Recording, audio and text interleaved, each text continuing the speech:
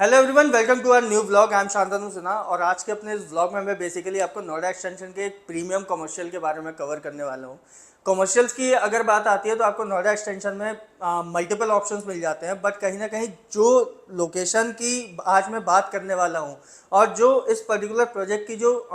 Approachability है वो कहीं ना कहीं आपको एक बहुत अलग डायरेक्शन में कहीं ना कहीं लेके जाएगी, जो कि आसपास की विसिनिटी में अगर हम बात करें तो लगभग 5 से 6 लाख लोगों की ऑक्यूपेंसी ऑलरेडी यहाँ पे है। और आने वाले टाइम में लगभग 3 से 4 लाख लोगों की ऑक्यूपेंसी और आने वाले साल से 1.5 साल के अंदर आपको कहीं ना कहीं मिलेगी। तो आज हम बात करने वाले हैं प्रोजेक्ट की। प्रोजेक्ट है golden I. Golden I basically ocean infra heads का प्रोजेक्ट है, जो कि लगभग 40% आपका ऑलरेडी डिलीवर हो चुका है और बाकी का जो सेकंड फेज है वो आपका कहीं ना कहीं 2 से 2.5 साल के अंदर आपका ऑलरेडी डिलीवर हो जाएगा। तो आज हम यहीं पे बात करेंगे आपको मल्टीपल ऑप्शंस कमर्शियल के, जो ऐसे कस्टमर्स जो कहीं ना कहीं आपके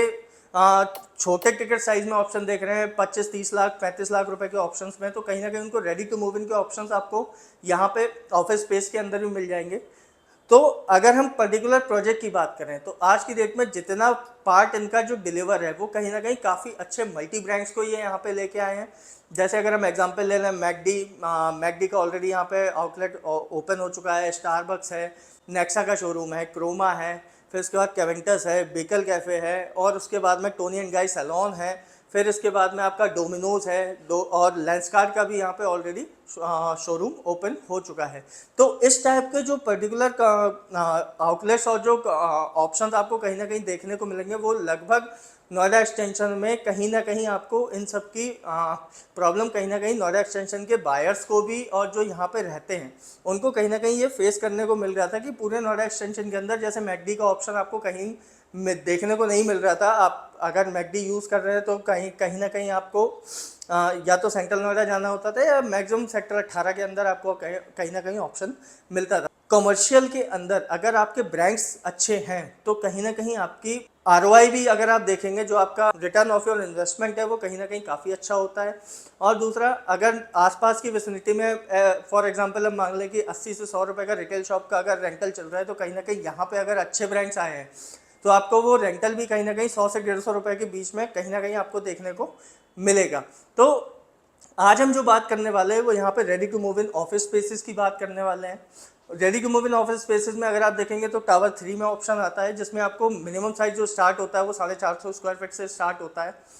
और इसकी जो इन्वेस्टमेंट स्टार्ट होती है अप्रॉक्स 30 to 35 लाख रुपीज़ से स्टार्ट हो जाती है। तो आज की डेट में जो भी कस्टमर्स यहाँ पे ready to move in options देख रहे हैं तो उनके लिए कहीं ना कहीं बहुत अच्छी अपॉर्चुनिटी है, जो अभी इस रेट पे यहाँ पे चीज़ें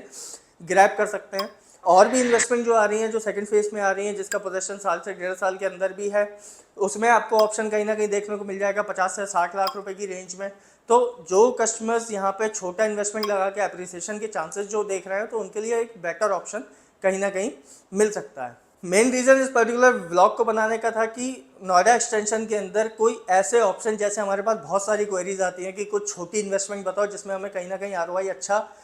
देखने को मिल जाए, तो उनके लिए ये ऑप्शन कहीं ना कहीं बहुत अच्छा साबित हो सकता है, जिसमें आपको एक आपके पर्टिकुलर अमाउंट इन्वेस्टमेंट लगाने के बाद आपको आरओआई बेटर दे सकता है। तो आज के ब्लॉग में बस इतना ही। आप अगर पर्टिकुलर प्रोजेक्ट को लेके कुछ भी इंटरेस्टेड होते हैं तो आप मुझे डायरेक्टली कॉल कर सकते हैं,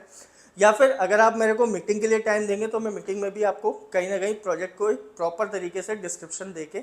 कहीं ना कहीं हम उस डील को क्लोज कर सकते हैं। तो आज के ब्लॉग में बस इतना ही। मिलते हैं अगले ब्लॉग में। Thank you.